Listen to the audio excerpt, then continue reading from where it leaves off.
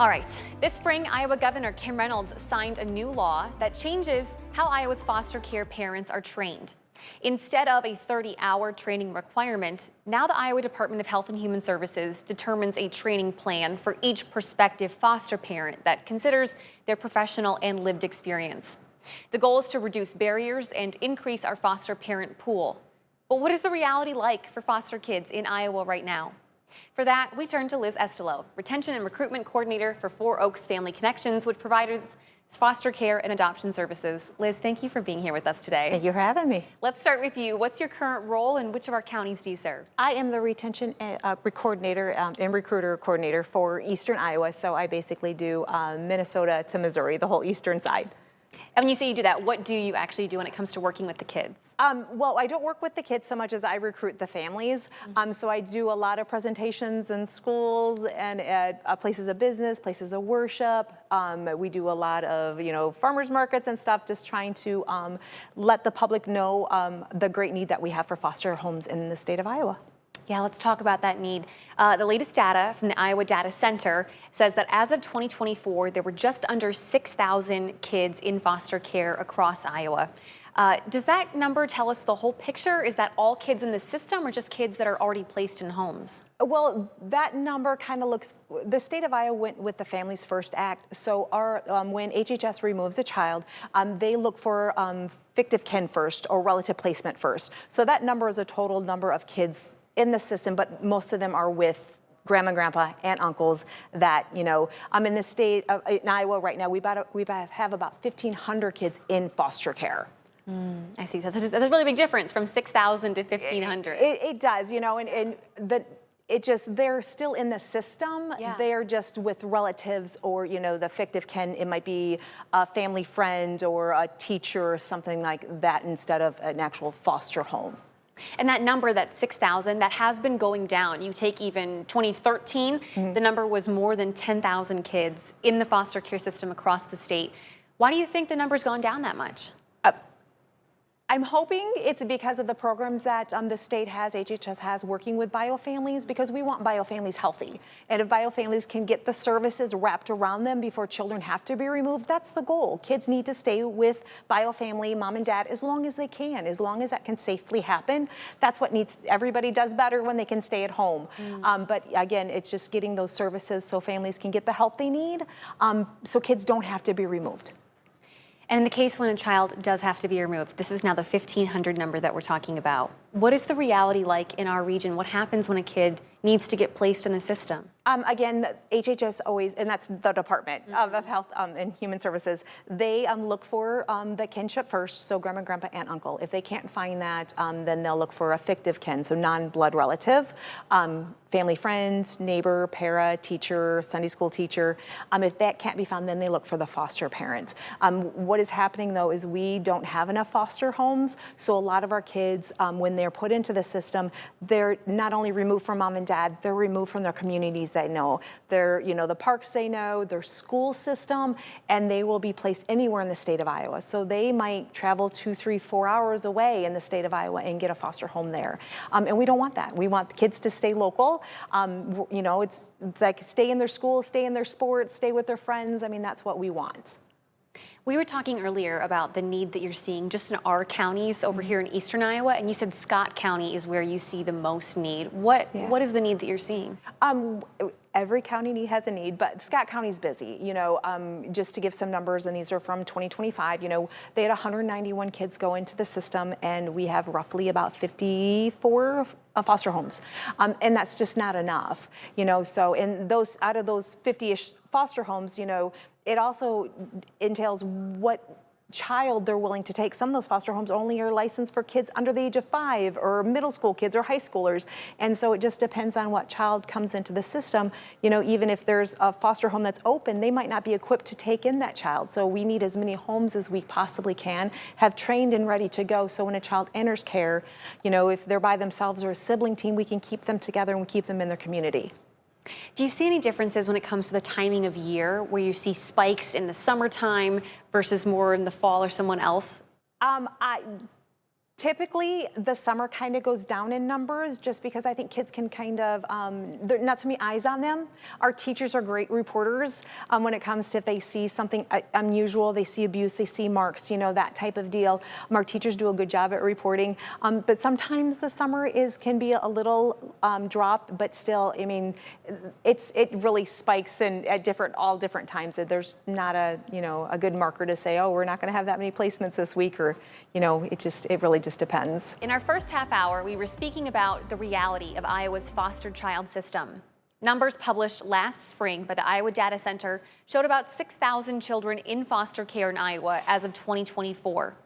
Currently, there are children waiting for placement in the foster care system in all of Iowa's 99 counties. And get this, right now there are about 1,500 kids in licensed foster care homes, but only 650 licensed foster homes in the entire state of Iowa. It's why we are once again joined by Liz Estela with Four Oaks Family Services back on The Current. Liz, thank you for sticking around with us. Thank you.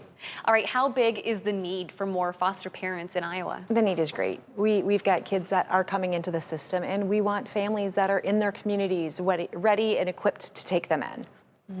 And when we talk about these numbers, 1,500 kids versus 650 parents, it's easy to see the discrepancy there, but what does that mean in practice? Do you have parents that are taking in multiple kids from multiple situations? It just means our kids are being moved across the state a lot more than they need to be. We have matching calls across the whole state of Iowa that if we have children that we need homes for, and then we're just searching through county by county by county to find homes for these kids when we should be able to have enough homes right within our own county so kids can stay close to homes and schools and stuff. And that is the reality that unfortunately some foster kids have to get placed sometimes hours and hours away from where their home is and where they grew up at and what they're familiar with, which can be difficult for them. So what are some of the biggest barriers and challenges you hear about and you see when it comes to getting more people signed up to be foster parents? Our biggest one, and I hear it all the time, is what if I get attached? I don't want to get attached. But we need you to get attached. These kids need stable, loving people in their lives, and they need a village. Everybody needs a village, and you can't have too big of a village. So, it is hard, and you're probably going to cry, and you are going to get attached, but these kids need for you to get attached. And I know foster parents that have foster kiddos years down the road, and those relationships stay that way, and those foster kids will call out, and just let them know on their wedding days or when kids are due, or if they're having maybe a financial situation, they don't know what to do, they'll call an old foster mom and be like, hey, can you help me out? So they're lifelong relationships that you're going to have with these kids. I am curious too about your take on a brand new law in Iowa. For those that missed it in our first half hour, Iowa Governor Kim Reynolds signed a new law this spring that gets rid of the old training hours requirement. So in the past, foster parents would have to be trained for 30 hours. Now it's a case-by-case basis that depends on the person's life experience. What do you take about this? I mean, do you think this will help grow the pool of foster parents? Yeah, well, it's 16 hours now that everyone has to take. And then there's 2 modules that you might not have to take if, depending on your profession or your life experience. It's just focusing, they're going to get less training up front, but it's more specialized training once a child's placed in your home. So we want, if you do get children with a behavior or maybe an autistic child, we want those extra training hours to be on those behaviors, or so that you're more prepared for the children that are in your home, rather than just this blanket training that may or may not pertain to you depending on the kids that you get. So it's just more specialized training. So you would be in favor of how this law will play out? I'm in favor of getting as many families as we can, and it shortens our time too. Before it was 6 to 9, usually 8 to 9 months for someone from the time they thought about becoming a foster parent until we get them licensed, and it shortens it to 4 to 6 months. So we get kids into safe homes, much sooner than the longer process, and we need to increase those homes. And like I said, the training is just going to kind of wrap around them and get them more prepared for the kids that are entering the system. And like we talked about, foster parents are needed in every single county in Iowa, but are there regions where you see a greater need perhaps than others? Well, our bigger counties, like Scott County, bigger population, you've got more kids that go into care. That's just kind of how it happens. And we just don't have enough, homes. We are lacking in homes here, and that means our kids are being displaced. It's not even just the trauma of leaving mom and dad. Now we're leaving everything that we know to be placed a couple hours away from home. So if we can increase those homes, those kids get to stay home. It helps with with visits with bio families. They get to see bio mom and dad more regularly if they're really close compared if they're like 2 hours away. That's, that's 4 hours. That's a 6-hour day just for a 2-hour visit. So if we can have those kiddos here, they get to see mom and dad so much quicker. That helps mom and dad too. If they've got services and things they need to do to get healthy, if they got that close relationship with their kids and they're seeing that progress, it helps everybody, helps the whole family as a unit.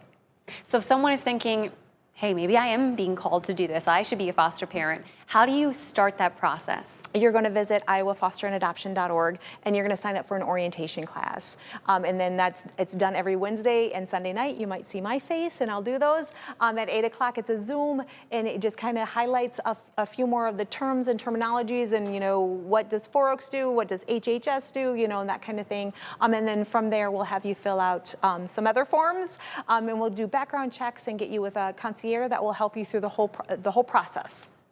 Liz, we only have a few seconds left, but I want to end on this. As we approach the 4th of July, a very big family-oriented holiday, what do you want people watching to take away or remember when it comes to Iowa's foster children? I just want everyone to think, if you've ever thought about it, don't wait. If you've really thought about it and you've had that conversation, act on it now. Now is the time to do it. We've got kids that, deserve stability and love and care in a community to kind of rally around them.